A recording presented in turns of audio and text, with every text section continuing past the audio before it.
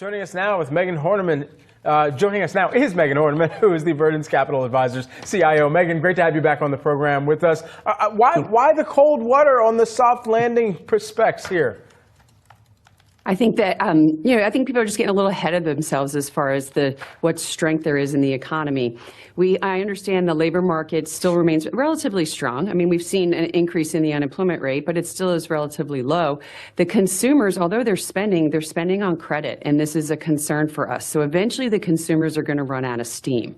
Credit card rates are still very high, and when you're looking at over $1 trillion in credit card debt, this is a concern for us from the consumer standpoint. And we know that inflation is coming down towards the Fed's target, but we can't forget that this has been accumulating for several years now. So this is really a strain on consumers.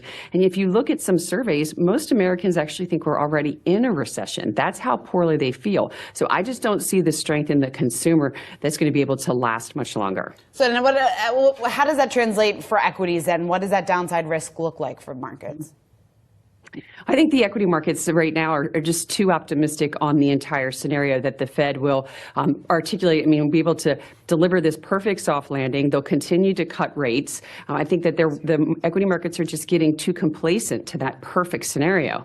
If you look at every other economic indicator aside from the actual GDP number, all of these things are looking like they're in a recession territory. Look at leading indicators. Look at manufacturing. We'll get the service index this week. All these things are showing that the economy is weakening.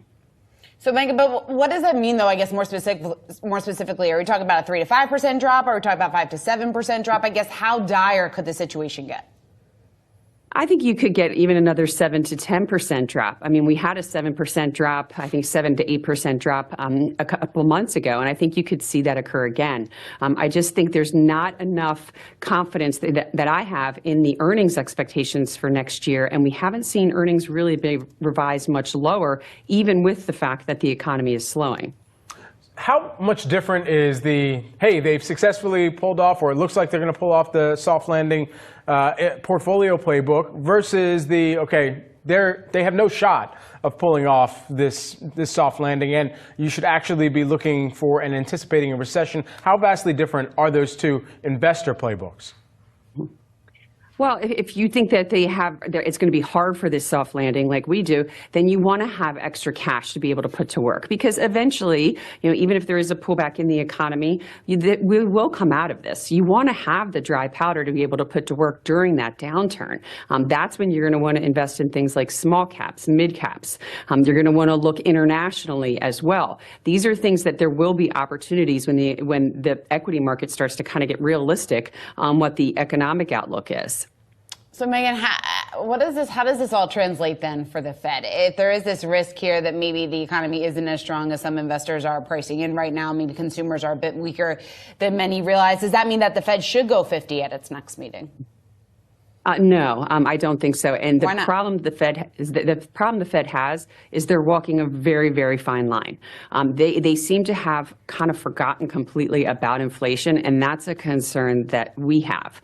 They're focused very much on the labor market right now, but you cannot forget about inflation.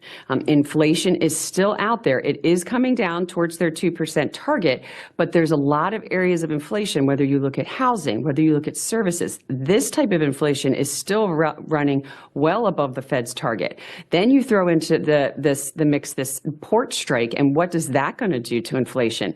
So the Fed's got to be very careful. I think that they'll probably deliver with 25 basis points, but I'm not surprised that we saw a little bit more of a hawkish tone from Powell last week. He's got to get the markets to be a little bit more realistic on what they have the ability to do.